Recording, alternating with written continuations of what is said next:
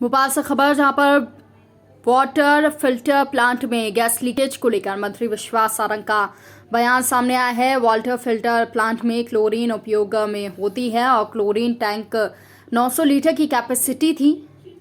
मंत्री सारंग ने कहा कि 900 लीटर क्षमता के कारण लीकेज को रोकने में 3 घंटे का समय लगता है। गैस से प्रभावित हुए लोगों को अस्पताल में भर्ती किया गया है। सारंग ने कहा कि स्थिति नियंत्रण में है। ये सुनिश्चित किया गया है कि इस तरह की घटना की पुनरावृत्ति ना हो। जांच के निर्देश दिए गए हैं। जांच में यदि कोई दोषी पाया जाएगा तो उन पर अवश्य कार्रवाई होगी। वहीं राहुल गांधी की भारत जोड़ो यात्रा के मध्य प्रदेश में महाकाल जाने पर उन्होंने बयान दिया कि राहुल गांधी और प्रियंका गांधी चुनावी हिंदू हैं। कांग्रेस में चुनावी हिंदू बनने की प्रतिस्पर्धा है। राहुल गांधी की भारत जोड़ो यात्रा पहले दिन से ही विवादों में है। मंत्री सारंग ने कहा कि मुंह में राम और बगल में छुरी कांग्रेस की फितरत है। राहुल गांधी महाकाल बाबा के दर्शन करें, उनको सद्बुद्धि मिले, राजनीति करने ना आए। कांग्रेस की नई स्टीयरिंग कमेटी पर मंत्री विश्वास सारंग ने कहा कि कांग्रेस की नई स्टीयरिंग कमेटी में मम्मी बेटा बेटी हैं, लेकिन जीजाजी छूट गए। कमेटी में दिग्विजय सिंह को 29वें नंबर पर रखना उनकी बेइज्जती है। कमेटी में कमलनाथ को भी नहीं लिया गया। मध्य प्रदेश में आगामी 8 माह में पीएम मोदी और गृह मंत्री शाह के कार्यक्रम को लेकर कहा कि भाजपा सरकार विकास और कल्याण के लिए काम करती है। सांस्कृतिक अभ्युदय भी हमारी प्राथमिकता है। मध्य प्रदेश में बहुत से कार्यक्रमों में पीएम मोदी और अमित शाह जी आ रहे हैं। यह हमारे लिए सौभाग्य है। सोनिया गांधी को अपना नेता बताने वाले दिग्विजय सिंह के ट्वीट पर कहा कि ये दिग्विजय सिंह का दर्द झलक रहा है। निश्चित रूप से स्टीयरिंग कमेटी में उनको 29वें नंबर पर रखकर उनकी बेइज्जती हुई है। इस बेइज्जती के बाद उन्हें कमेटी से इस्तीफा दे देना चाहिए। प्रदेश कांग्रेस के आरोप पत्र को लेकर कहा कि कांग्रेस का यह अधिकार है, लेकिन आरोप पत्रों के साथ शपथ भी ले। कांग्रेस ने 15 महीने की सरकार में क्या किया वो अपने गिरबान में झांके। राहुल गांधी ने 10 दिन में कर्जा माफ करने की बात कही थी, लेकिन किसानों का कर्ज माफ नहीं हुआ। राहुल गांधी 5 साल बाद भारत जोड़ो यात्रा के साथ भूले बिसरे गीत की तरह आ रहे हैं। अब देखिए, आपने केवल यही बोला, ये नहीं बताया कि उसमें जीजा जी छूट गए।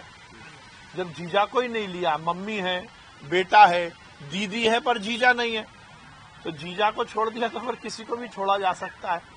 पर वो स्टीयरिंग कमेटी खड़गे जी ने नहीं बनाई, वो नेहरू परिवार ने बनाई है।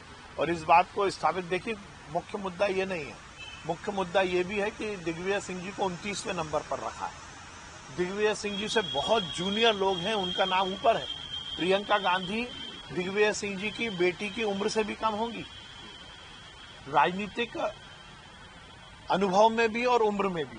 और ऐसे सुरजेवाला हो या बहुत सारे नेता, तो दिग्विजय सिंह जी को लिया नहीं दिया है। दिग्विजय सिंह जी की बेइज्जती भी की गई।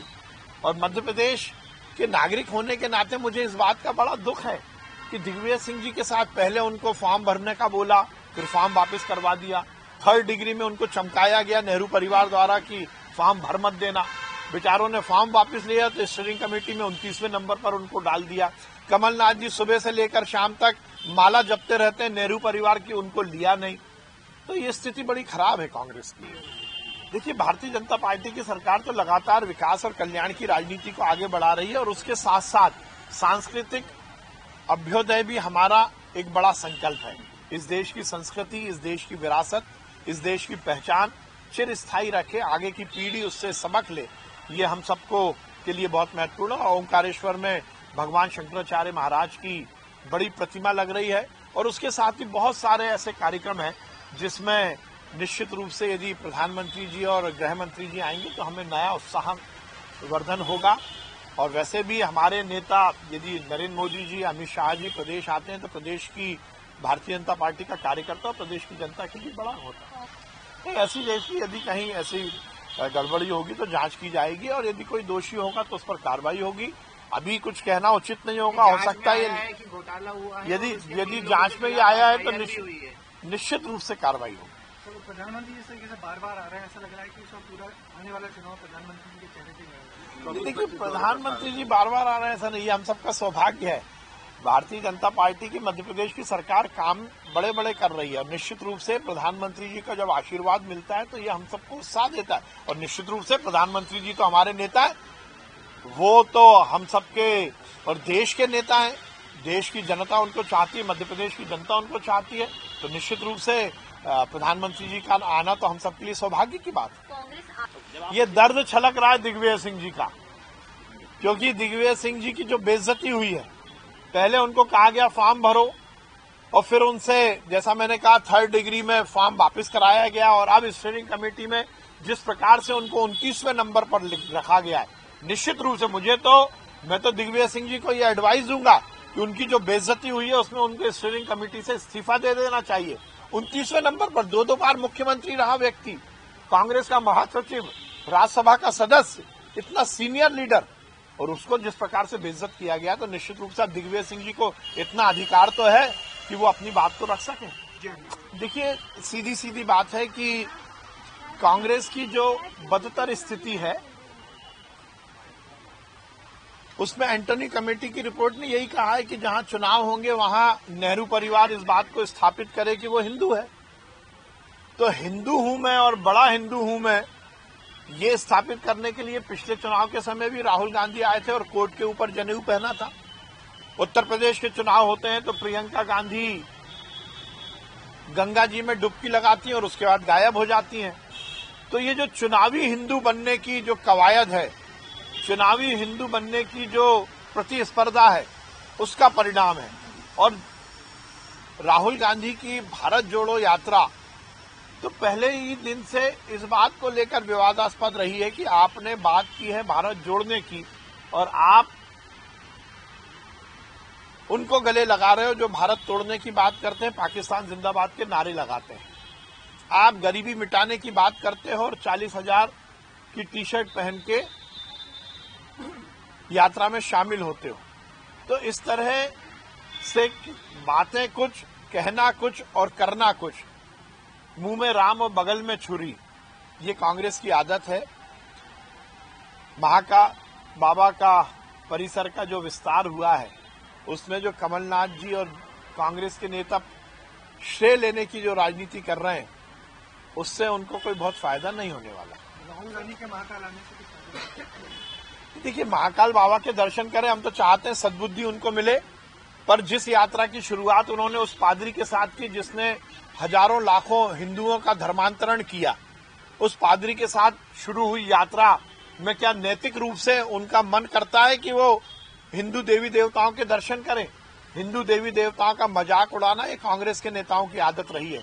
हिंदू मतावलंबियों को असम्मान के साथ आगे उनके साथ व्यवहार करना ये कांग्रेस की आदत है।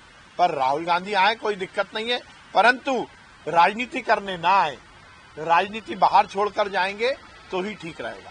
तो कांग्रेस ने स्टीयरिंग कमेटी बनाई है, जांच का हमने निर्देश दिया है कि ऐसा क्यों हुआ, और उसके साथ साथ केवल जांच ही नहीं, आगे इस तरह की घटना की पुनरावृत्ति ना हो, उसके लिए क्या कुछ किया जा सकता है, इसके भी निर्देश दिए।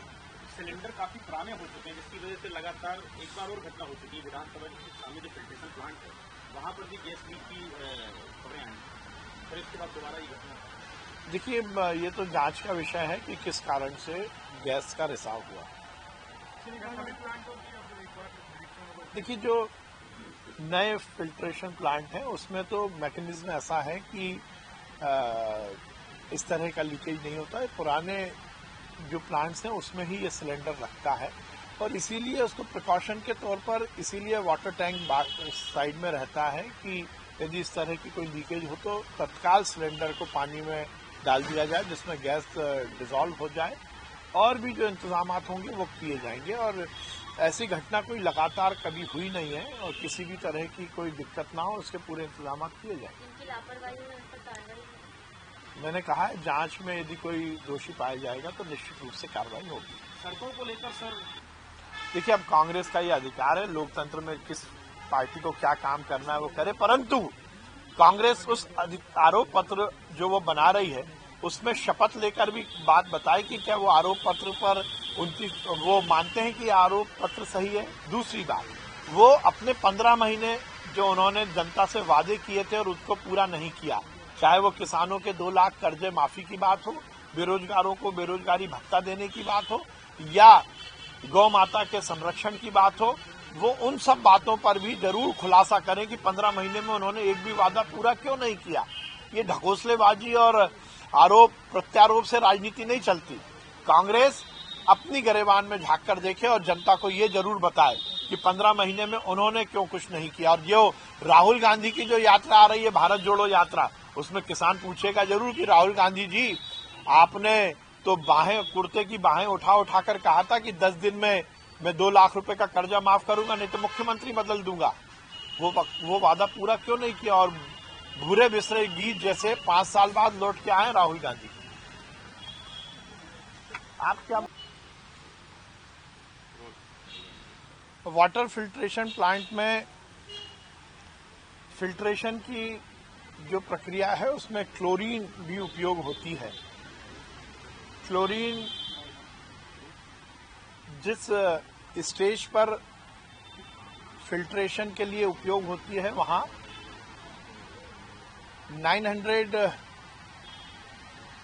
कैपेसिटी का 900 लीटर कैपेसिटी का क्लोरीन का सिलेंडर लगाया जाता है।